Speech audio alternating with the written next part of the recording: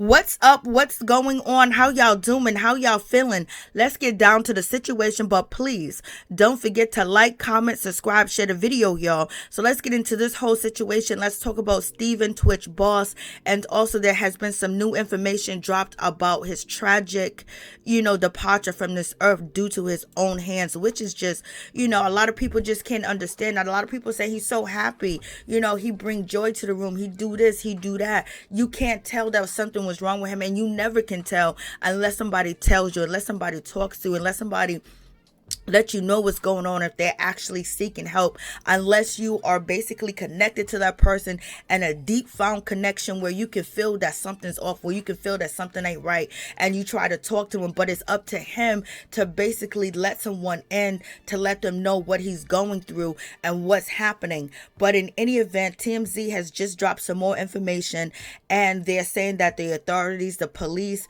let the public know that there was at least one clue that was left to let us know what was going on with Steven Twitch Boss, and also for his wife as well.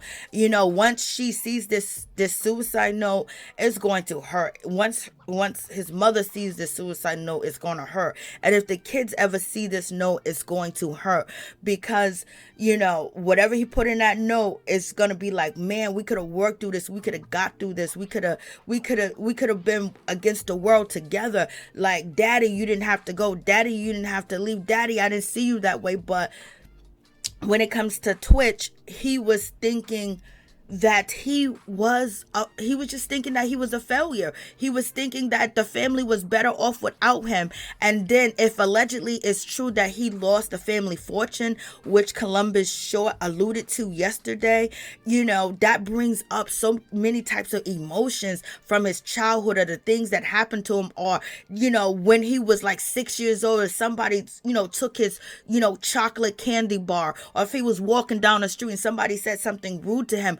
All them thoughts, all them past thoughts that happened in the past, they come back into the future, and then you're dealing with what's going on in your life now. Basically, you add that all up together, in his mind and his thought process. He really probably felt that that his family, his wife, his children, everybody, his mother, anybody that came in contact with him would be better off without him. These negative thoughts, these negative thinking, these voices that he probably heard in his head to keep pushing him towards that way. And this is what happens when you're suffering from depression, you're suffering from past traumas, you're suffering, period, inside, and you still try to act like everything is cool, everything is going on. There's no problem, and people can't see it. And he probably really thought, and a lot of people saying like he left his kids behind. Why? In his mind, he probably thought leaving the kids behind, they're going to have a better future. They're going to have a better chance to make it, because he probably felt like he was a loser. He probably felt all these negative thoughts that kept forcing him, to go do what he did. And so now the police are saying that there was a suicide note left on the scene.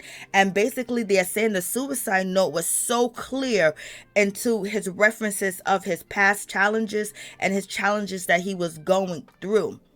In any event, there's no determination of what was actually in the note, but he let everybody know, that he loved, or that was close to him, or who was going to get a chance to read this letter.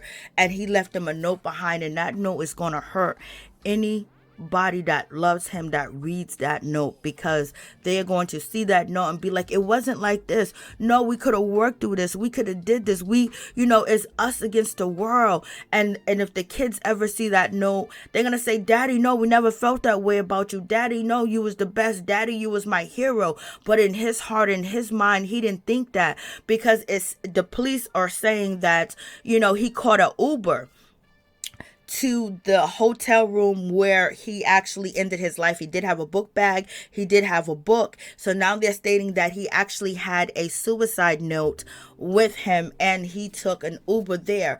And it seemed like it was planned, like he was really probably thinking that this is the best way. This is the best way to do things. And then voices, they push you, they push you to go. And then you're thinking that, oh my God, I'm doing the greatest thing ever. Everybody's going to be fine. Everybody's going to be okay. They don't need me. I'm bad luck. I'm this, I'm that, blase and the third, all types of stuff. And then they lead that path. And he was leading towards that path when he called the Uber and jumped into the Uber, got to the hotel. And there was nothing that could stop him unless somebody physically stopped him and wrapped their arms around him and dragged him the other way. But other than that, he really thought he was doing the right thing. Like, you get up in the morning, you go to work. Like, you get up in the morning, you take a shower. You get up in the morning, you brush your teeth. You get up in the morning, you wash your face. You get up in the morning, you make breakfast. It's like a routine. It's something that, is second nature to you. And that's how he felt. He didn't feel like he was doing anything wrong. He probably was crying the whole way and basically saying they're going to be better without me. But there's probably a little bit of pinch in him saying that they, should I do this? Should I not do this?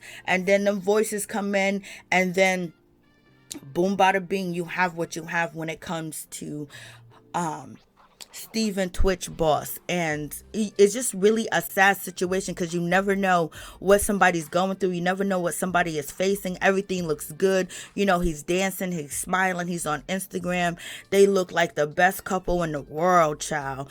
And there was some struggles going on. And the way that Allison went to the police, like, I would be worried too if my husband disappeared, left his car here, and he's never done anything like that, and he's gone, and I can't get in contact with him. I usually can get in contact because I'm his wife and I got his children. His children's at the house, so he should be picking up the phone. So the way that she interpreted his behavior was to run to the police, because she knew something was wrong. She knew something wasn't right. And I don't know if she knew, his trauma, his past trauma, if she knew that what he was going through. Did they have arguments? Did they have fights? Was the kids, struggling in school? Was there a financial issue? Columbus Short said he lost all his money, that there was nothing left over.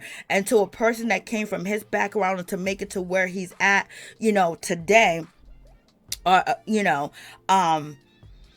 a hard pill to swallow. That's a hard pill to swallow.